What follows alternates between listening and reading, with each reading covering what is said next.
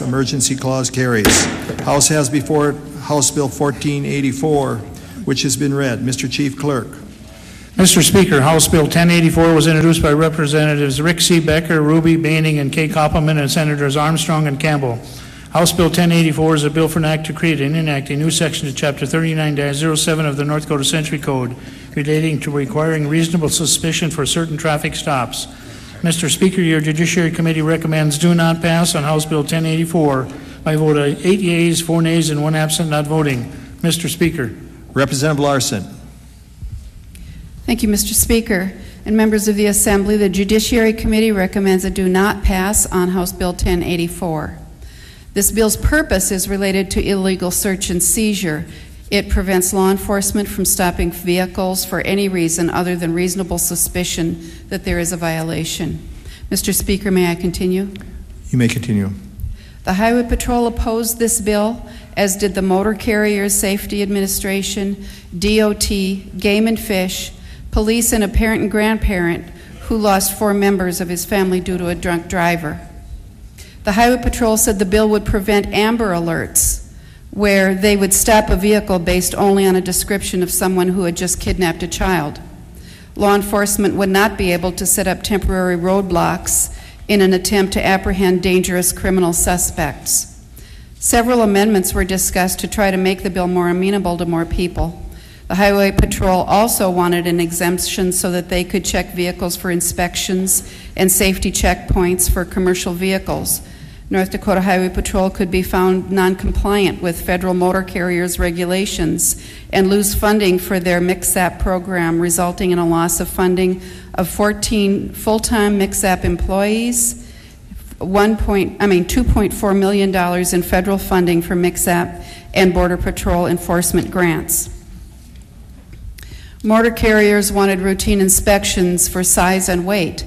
When people pass their inspections, this gives higher ratings and therefore cheaper insurance. An average of 27,000 vehicles each year are weighed at fixed scale locations.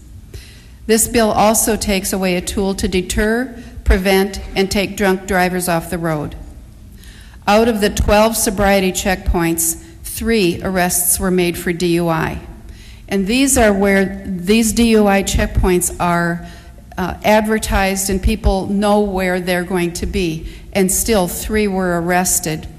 The grandparent who testified said that if even 1 drunk driver was taken off the road, it would be worth it. Law enforcement told us that a successful DUI compliance checkpoint would result in no arrests because it was successful at making people not drive when they're intoxicated.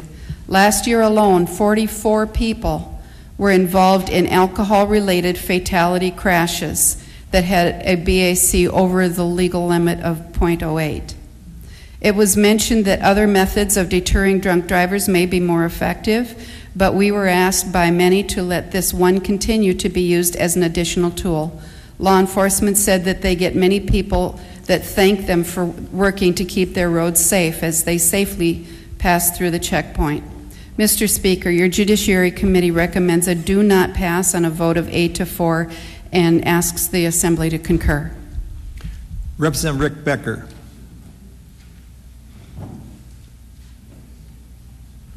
Thank you, Mr. Speaker. Mr. Speaker, members of the Assembly. This is a good bill that does relate to traffic stops for certain traffic or motor vehicle related concerns. We have referred to it as a sobriety checkpoint bill because really that's the primary use for checkpoints at this time. Currently 13 states don't use sobriety checkpoints. They include Idaho, Iowa, Michigan, Montana, Minnesota, Texas, Washington, Wisconsin, Oregon, Rhode Island, Alaska, and Wyoming. In all of those states, it's illegal with the exception of Alaska where they feel it could be legal, they just don't want to use them. My primary reason for bringing up this bill was my concern for civil liberties, the Fourth Amendment, search and seizure, etc. My thought is if it's okay to stop somebody who's not doing anything wrong, who's not breaking the law, in order to try and find something that's wrong, in this case a DUI, why wouldn't it be permissible to stop someone who's not doing anything wrong to look for any other number of criminal possibilities that we think are equally important to DUI. As I began to research the bill, I did find another compelling reason, and that is that the very significant inefficiency of sobriety checkpoints at apprehending drunk drivers. I'd like to address the arguments to the bill that were arguments in opposition to the bill. The first one is that the bill would not allow for safety inspections of commercial motor vehicles. That's a good argument. It's an oversight on my part.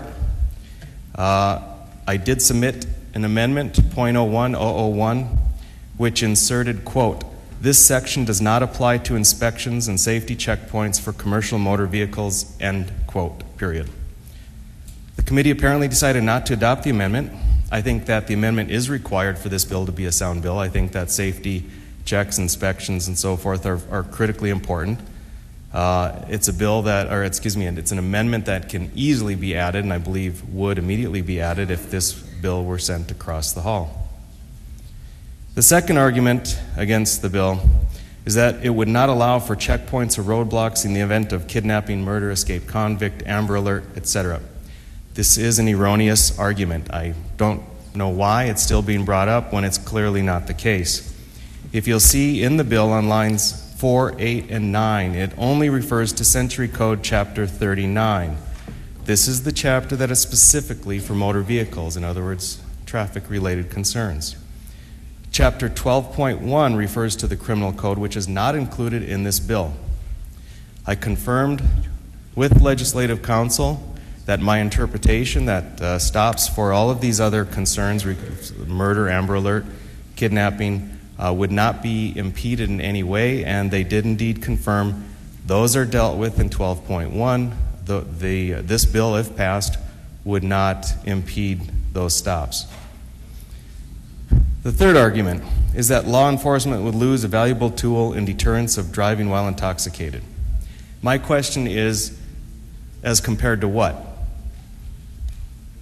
At a checkpoint, there are 8 to 10 officers standing around at a single site, which has been announced and advertised to the public beforehand. This is likely to deter impaired drivers from driving in that vicinity. However, it's unlikely to have a substantial deterrent effect overall. Nevertheless, I'll concede that the simple announcement of a checkpoint may have a small but real deterrent effect on drinking and driving simply by bringing the topic to mind. But if you compare it to an alternative, and that alternative is taking those officers at the checkpoint, even some of those officers at the checkpoint, and put them on announced roving saturation patrols, the roving patrols have a substantially greater deterrent effect overall. This is because there's no way to know where the officers are at any given time. And those officers could be anywhere, and there are actually 8 to 10 points then that are roving about the city. When you compare sobriety checkpoints to roving saturation patrols, the deterrent effect of the sobriety checkpoint is ineffective and minimal at best. In speaking to law enforcement officers, not the brass necessarily, but the regular Joes that I have spoken with, they agree that saturation patrols would be a much better deterrent and would actually apprehend more drunk drivers.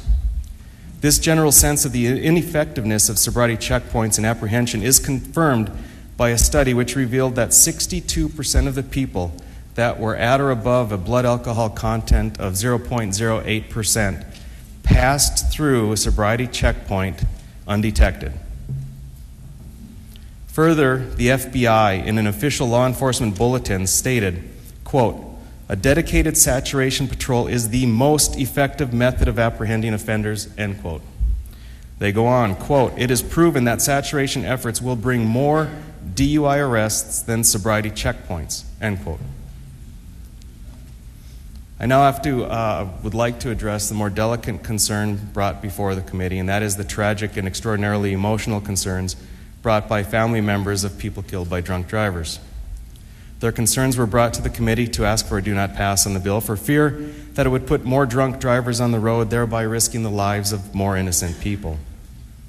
I don't know if anyone had the opportunity to speak to those surviving family members to explain that this bill does do away with one tool in law enforcement's tool chest. However, it eliminates a very ineffective and wasteful tool, and it allows for space in the tool chest to put a much better, much more effective tool in its place. That tool is going to do a better job at deterring people from driving drunk, and it's going to do a better job at apprehending people who do drive drunk. This bill is a win-win. If you are primarily concerned with upholding civil liberties of our citizens, it should be a relatively easy green vote. If you are primarily concerned with the problem of drunk driving in our society, you can vote green and make space in the tool chest for a better tool to get drunk drivers off the road. If you see the value in both upholding civil liberties and getting drunk drivers off the road, it's also a green vote. Thank you. Representative Larson. Thank you, Mr. Speaker. I just want to address one thing, and that is roving saturation patrols are already being done, and the sobriety checkpoints are things that are announced, therefore raising the awareness of the public about drinking and driving. And so they, law enforcement that talked with us appreciated being able to use both. Thank you. Representative Mache. Mr. Speaker and members of the Assembly, I would like to rise in support of continuing these checks. I have an example that I think is not often thought about. I was driving several grandchildren and some of their friends home. It's a few months ago. I was in Cass County, coming from Castleton, returning back to Anderlin, Lisbon, and there was a checkpoint. It was an excellent, excellent opportunity to talk about this with 7, 8, 9, 10-year-olds. The Cass County law enforcement were just incredible, very great. They kind of joked around. All the kids had their seatbelts on, but it gave us an excellent opportunity to talk about why you don't drink and drive. And the kids were very open to it. Obviously, having seen the red lights, at first we thought maybe it was a car accident. And my daughter, that's a nurse, was, okay, kids, we might want you to put your heads down. But they weren't afraid, and it was just an excellent teaching opportunity, and I cannot say enough good about the Cass County law enforcement. Thank you. Is there further discussion? The House has before it for final consideration House Bill 1084. The clerk will open the key and you may record your vote. Has every member voted? Do any members wish to change their vote? The key will be closed and the clerk will take the record. The record shows 34 yea, 59 nay, 1 absent and not voting. House Bill 1084 has failed.